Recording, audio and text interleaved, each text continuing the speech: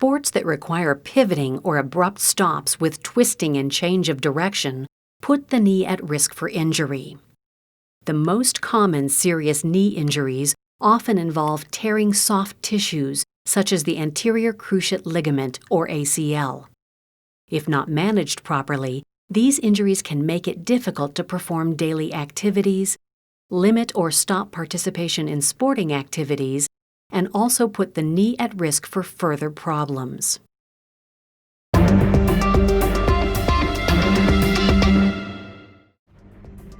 The knee is a complex joint made of 4 bones. They include the lower end or condyle of the thigh bone or femur, the shin bone or tibia, and long thin fibula in the lower leg, with the shin bone being most important, and the kneecap or patella. The ends of the bones are capped by glossy cartilage, which lets them glide smoothly against each other during bending and straightening. The cartilage also absorbs shock during walking, running, and jumping. A crescent-shaped cushion of cartilage called the meniscus lies flat on either side of the knee between the thigh bone and shin bone. The menisci fill the gap between the femur and tibia and act as shock absorbers. The lateral meniscus lies on the outside or lateral half of the knee, and the medial meniscus lies on the inner or medial half of the knee. Tough, elastic cords of connective tissue called ligaments connect the bones of the knee to each other. The ligaments keep the bones in proper alignment, which helps the powerful muscles in your legs to work efficiently and reduces wear and tear on cartilage. The ligaments also provide stability during activities requiring fast changes in direction. Ligaments running along either side of the knee connect the thigh bone to the shin bone from inside the joint. The knee is sometimes described as a hinge, but it does not just open and close. When you bend your knee, your femur rotates about a quarter turn backward against the flat upper surface of the tibia, and it rotates forward again during straightening. The cruciate ligaments guide this smooth rotational movement. They are located deep in the center of the joint between the meniscuses. They stabilize the knee joint. The cruciate ligaments cross each other like an X. Both cruciate ligaments are anchored at either end to the femur or thigh bone and to the tibia or shin bone. One attaches to the tibia at the back or posterior area. This is the posterior cruciate ligament. The other attaches to the tibia near the front or anterior surface. This is the anterior cruciate ligament, or ACL for short. Other important ligaments are the lateral collateral ligament, which runs up and down the outside of the knee, and the medial collateral ligament on the opposite side.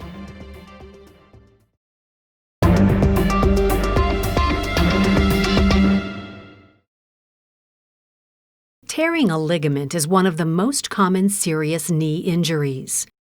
An injured ACL has a limited healing potential and may leave the knee unstable. An unstable knee can buckle or give way while you're pivoting or making cutting movements. With a torn ligament and weakened muscles, the bones of the knee may shift as they move against each other. This puts more wear and tear on cartilage, which can lead to gradual degeneration and early arthritis.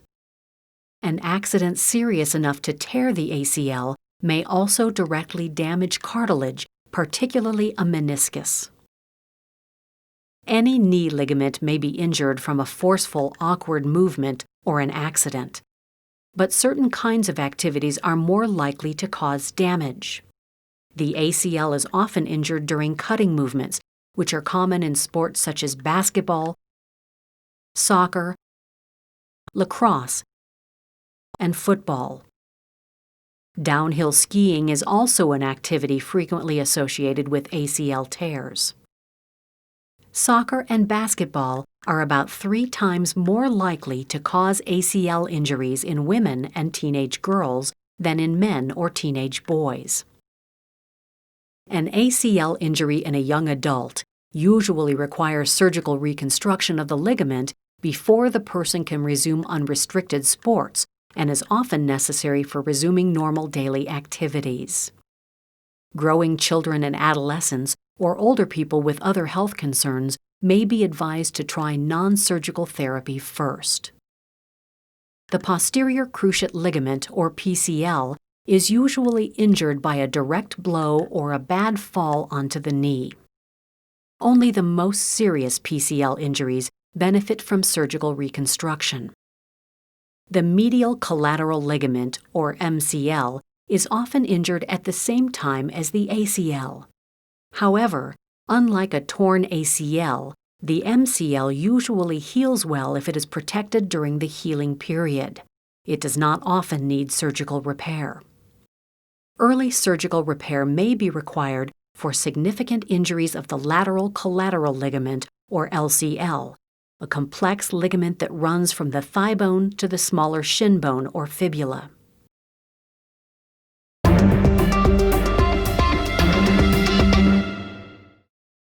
Ligaments and cartilage are both made of connective tissue.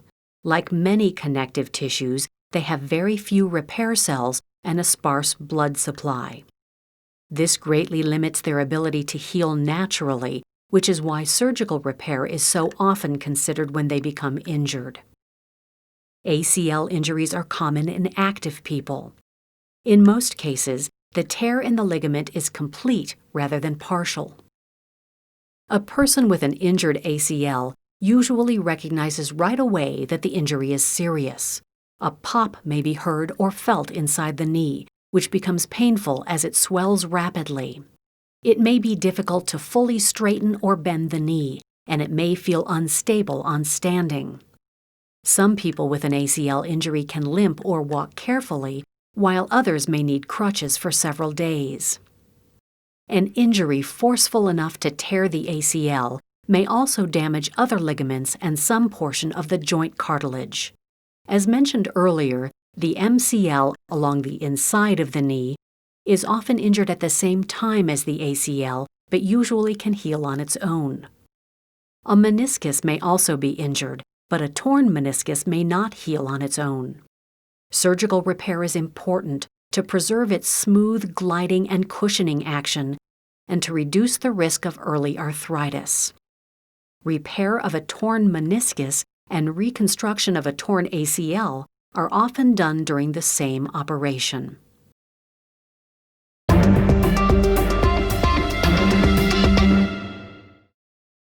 Most ACL tears can be diagnosed by physical exam alone.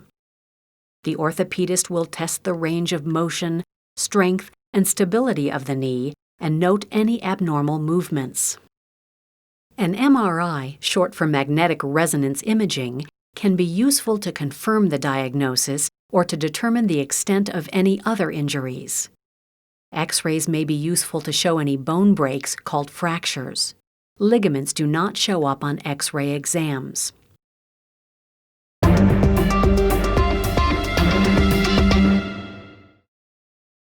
The overall goals of treatment following an ACL tear are to avoid occurrences of instability where the knee buckles or gives way and to prevent the bones from shifting. As mentioned earlier, an unstable and poorly aligned knee can lead to further injury and degeneration. There are two general approaches to keeping the knee stable after an ACL tear. One approach is conservative measures such as physical therapy, modifying activities, or using a knee brace. The other approach is surgical reconstruction of the torn ligament. Your doctor will discuss your options with you, taking into account your activity level, willingness or ability to modify activities, your age, general health, and other factors. Most people with a torn ACL who want to return to aggressive activities will require surgery. A torn ACL cannot just be stitched back together because it will not heal well enough to do its job.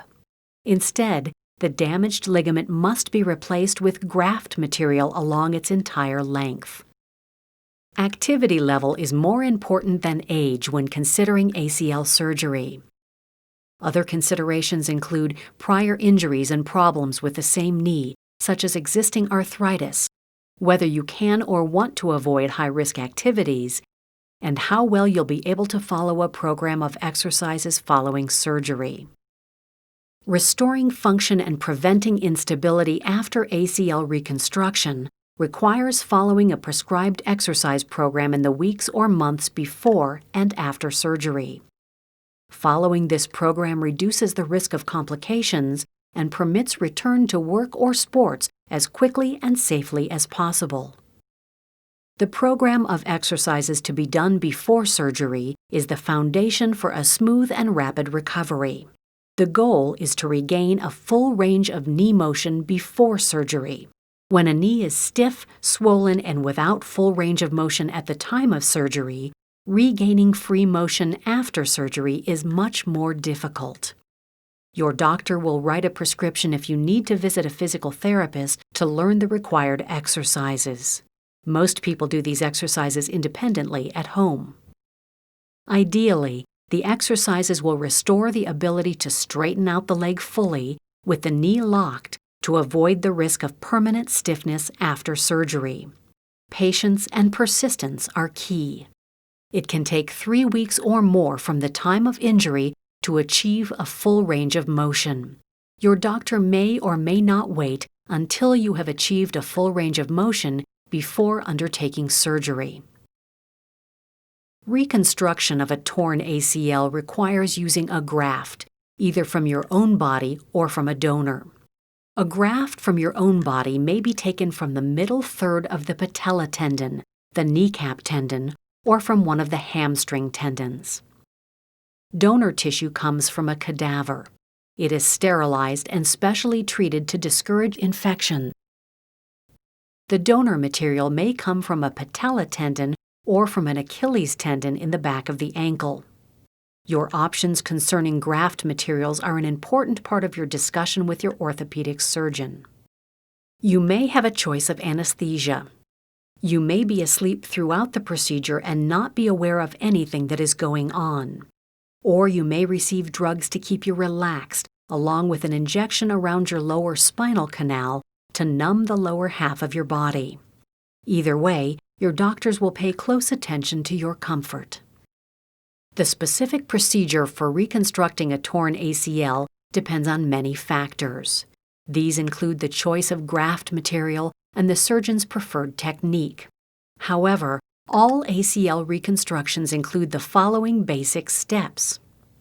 The surgeon makes several small incisions to harvest any needed graft material and to work deep inside the joint using thin tools and an arthroscope. The arthroscope is a pencil-thin tube equipped with a miniature camera lens and fiber optic light. The camera connects to a large video monitor, which presents a magnified image. The surgeon gets a direct, enlarged view inside the knee and can evaluate all the structures as well as repairing damage. To implant the graft material, the surgeon drills a narrow tunnel straight through the angled pathway of the natural ligament, from the upper shin bone through the lower thigh bone. This allows the graft to be threaded into place and pulled taut. The surgeon then secures the two ends. Eventually, the bone tunnels will heal around the ends. Next, the surgical team moves the patient's leg around to test the tension and stability of the graft and the knee's range of motion. When the surgeon is satisfied with the reconstruction, the skin is closed and dressings are applied. You may go home the same day or the following day as directed by your surgeon. The most common complications of ACL reconstruction are recurrent instability due to graft failure, stiffness, and permanent numbness on the skin around the knee.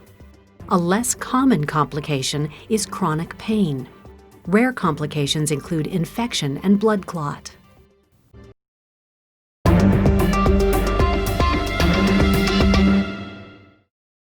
For the first 10 to 14 days after surgery, there will be bruising and tenderness. You'll need to keep the wound clean and dry as directed. You'll also need to apply ice at intervals to reduce pain and swelling, take pain medication as prescribed, and follow all special instructions. These will include limiting activities. You may use a passive motion machine to cycle the leg through bending and straightening while in bed. Many patients arrange for someone to help them during the first days after they return home. Physical therapy is an essential part of successful ACL reconstruction. Most patients meet with a physical therapist while in the hospital. Unlike in years past, exercises start immediately after the surgery. Taking any necessary pain medicine on schedule helps to ensure that the exercises are not too uncomfortable.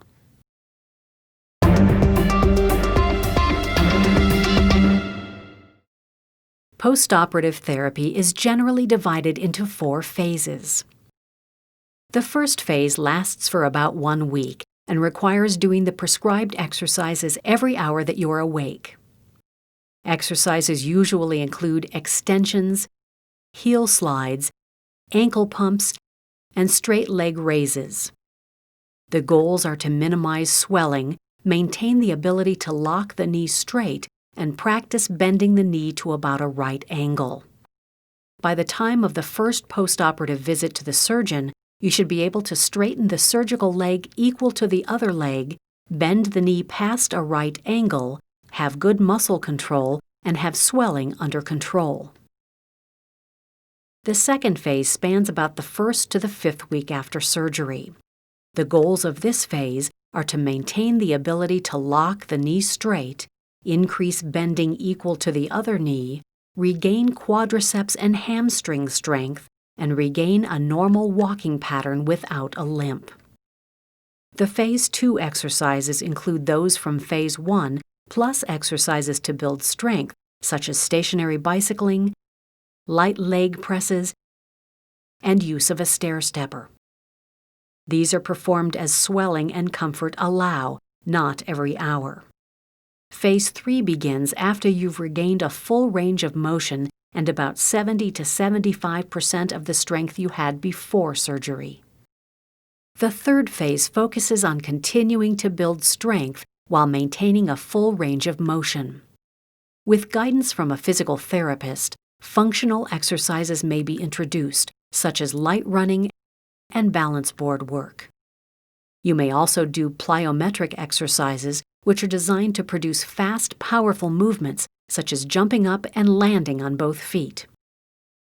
A patient who successfully completes Phase 3 will have a full range of knee motion, normal quadriceps and hamstring strength, and minimal swelling. The 4th phase of recovery ranges from about 4 months to 1 year after surgery and involves a gradual return to full activities. Athletes may be advised to return to sports in stages, practicing in a controlled setting to rebuild skills before returning to full participation. Following ACL reconstruction, the injured knee often loses the fine control required to protect itself during cutting and pivoting activities. This ability should return with time and training, but a brace may help to protect the knee while resuming full activities and sports.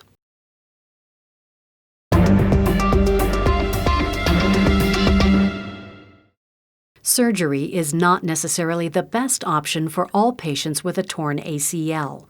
Surgery can entail significant risk and requires a rigorous commitment to physical therapy. Conservative treatment may be best if the knee cartilage is not damaged, the knee is stable during daily low-risk activities, and you don't engage in high-risk activities such as jumping and pivoting. Non-surgical treatment may also be appropriate for a growing child or adolescent with a torn ACL but no other damage to the knee, if the youngster can resist taking part in high-risk activities. Children and adolescents often choose to have the ACL reconstructed when they near full growth. Conservative therapy can include physical therapy, changing to low-risk activities, and wearing a knee brace for moderate-risk activities. The goals of physical therapy are to strengthen the muscles around the knee to help compensate for the torn ACL, restore range of motion, and improve stability and balance. In addition to the quadriceps and hamstrings, physical therapy will also target muscles in the hip, calf, and ankle. The therapist may prescribe use of a stationary bicycle, treadmill, or weight machine. Further exercises can address specific work requirements or recreational goals. This physical therapy regimen is often easier and less painful than the physical therapy done after surgery. Estimated recovery time is about 1 to 2 months. However, you may need to do exercises throughout your life to maintain optimal stability and functioning. Another part of non-surgical treatment is avoiding any activities that could further damage the knee. Jogging, swimming, and bicycling are generally safe. Most people are able to resume their former activities without problems, although not at their former level. Attention should be paid to a knee that frequently or even occasionally shifts, since this will lead to further damage to the knee. Non-surgical management may also entail use of a knee brace. It does not replace a torn ACL, but a knee brace can help stabilize the knee, which reduces the likelihood of buckling and further injury. Sometimes instability continues despite doing prescribed exercises and using a knee brace. In these cases, it may be necessary to further adjust activities or consider surgical repair. Proper management of ACL injuries is important to restore full strength and freedom of movement for daily activities, including work and sports, as well as preventing early arthritis. Talk to your orthopedic surgeon about the treatment options and which one is best for you.